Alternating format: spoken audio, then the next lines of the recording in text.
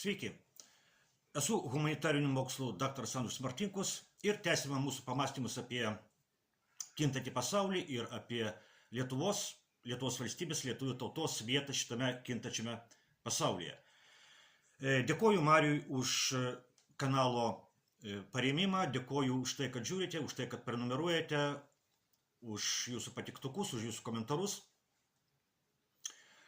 Kągi, štai ir įžengėme į paskutinį rudens mėnesį, kuris prasidėjo visų šventųjų diena, lapkričio 1 ir vėlinėmis lapkričio 2. Senos lietuviai lapkritį dar vadindavo vėlių mėnesiu. Lapkritį medžiai numeta paskutinius lapus, o žmonės prisimena tuos savo artimuosius, kurie baigė savo žemišką kelionę. Bet miršta ne tik atskiri žmonės, istorija yra toks procesas, toks vyksmas, kuriame gimsta ir miršta tautos, valstybės, ištisos civilizacijos. Jau daugiau kaip prieš 100 metų, 1918 metais buvo išleista vokiečių mąstytojo Osvaldo Špenglerio knyga, kuri vadinasi Vakarų saulėlydis. Pagrindinė šios knygos mintis buvo ta, kad žmonijos istorija yra atskirų civilizacijų istorija, o kiekviena civilizacija, panašiai kaip ir žmogus, kažkada gimsta istorijoje, išgyvena savo vaikystės, jaunystės, brandos, senatvės laikotarpius ir galiausiai miršta. Ir jau tada, prieš daugiau kaip 100 metų, Špengleris teigia, kad vakarų civilizacija gyvena savo senatvės laikotarpį. Išoriškai, žvelgiant į materialinę, į medžiaginę pusę, vakarai vis dar yra galingiausi pasaulyje, bet vakarų civilizacijos viduje, vakarų sieloje, pasak Špenglerį, jau prasidėjo povimo, nuosmukio ir išsigimimo procesai. Tai pasireiškia vakarų religijos, krikščionybės nuosmukyje, vakarų moralės ir papročių nuosmukyje, vakarų kultūros ir meno nuosmukyje. Špengleris pateikia senovės Romos civilizacijos pavyzdį. Romos imperija materialinė ir karinė prasme buvo dar labai galinga, bet moralės ir papročių lygmenyje jau vyko nuosmukio ir išsigimimo procesai. O kaip šiandien atrodo vakarų civilizacija? Ar neatrodo, kad vakarai milžiniškai žingsniais žengia tolesnių išsigimimo keliu savo istorinės mirties link? Ir deja Lietuva labai sėkmingai dalyvauja vakarų judėjime mirties link. Lietuviai yra viena iš mirštančių pasaulio tautų.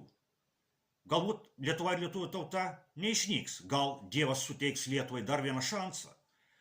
Bet šiuo metu, deja, lietuvių tauta yra mirštanti Europos tauta. Aišku, galima guostis tuo, kad degraduoja ne vien Lietuva, bet ir visa vakarų civilizacija.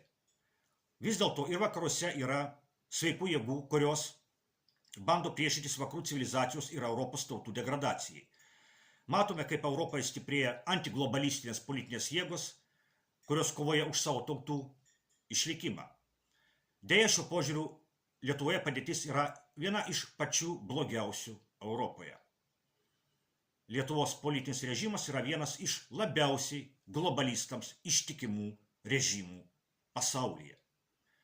Ir todėl lietuvių tauta Lietuvoje neauga ir klesti, o mažėja ir nyksta pastaruosius 35 metus. Lietuvos globalistinis režimas savo buvusio pagrindinio bankininko, tokio labai masyvaus, kūniškai žmogaus lūpomis, pasakė, kad moralė yra ne šio pasaulio dimensija. Lietuvos globalistinis režimas vienos kovo 11-osios aktų signatarės aktorės lūpomis pasakė, kad po 100 metų Lietuva išnyks ir tai bus gerai.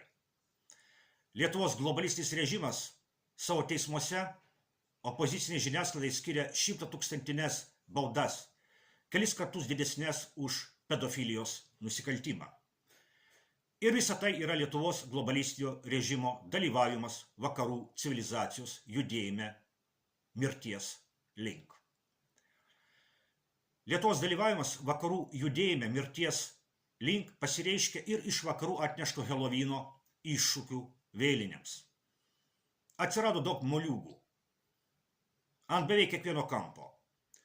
Moliūgas, aišku, yra labai naudinga ir sveika daržovė, bet Helovino moliūgas yra nei naudingas, nei sveikas.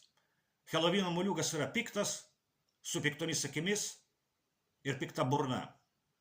O švieselė, kuri dega jame, nėra žvakės, kurias lietuviai uždega ant savo mirusių kapų. Helovino moliūgai ir juose degančios švieselės yra pragaro liepsnelės. Tai yra globalistų ugnis. Helovino moliūgai yra ne lietuvių vėlinės, o banalūs vakarų siaubo filmai. Ir žinote, ką aš matau, žiūrėdamas į 35 metų Lietuvos globalistinio režimo ir lietuvių tautos santykį. Aš matau siaubo filmą. Lietuvos globalistinio režimo ir lietuvių tautos santykis yra siaubo filmas, siaubo serialas, kuris trunka jau 35 metus. Tai yra žudiko maniako ir aukos santykis. Kodėl lietuvių tauta per rinkimus vis išrenka savo globalistinį žudiką maniaką su Helovino moliūgo galva? O kaip paaiškinti Lietuvos režimo politiką lietuvių tautos atžvilgių, jei ne moliūgagalvių politiką? Kaip paaiškinti Lietuvos ekonominio pagrindo naikinimą? Negana to, kad Lietuvos režimas sunaikino santykius su Rusija, Baltarusija ir Kinija dar prieš Palucko ir Ruginienės vyriausybės. Ruginienės vyriausybė uždarė sieną su Baltarusija ir pasmerkė Lietuvos vežėjų verslą. Kas tai, jei ne moliūgagalvių politika? Bet didžiausia Lietuvos moliūgagalvių politikos kulminacija, aišku, yra karas Ukrainoje. Karas Ukrainoje yra nuolatinis Helovino performansas. Tai yra tobulas Lietuvos dalyvavimas vakarų civilizacijos mirtyje. Aukštas ir gražus Lietuvos prezidentas su moliūgo galva ant pečių vadovauja Lietuvos ėjimui į vakarų civilizacijos istorinę mirtį. Graži Lietuvos ministrė pirmininkė su moliūgo galva ant pečių vadovauja Lietuvos ėjimui į vakarų civilizacijos istorinę mirtį. Tuščia vidurės Helovino moliūgų galvos. Pilna jų ant kiekvieno kampo. Tuščia vidurės globalistinės Helovino moliūgų galvos. Su pragaro ugnelėmis viduje, kuriuose dega Lietuvos mokesčių mokėtojų pinigai ir Lietuvos ateitis.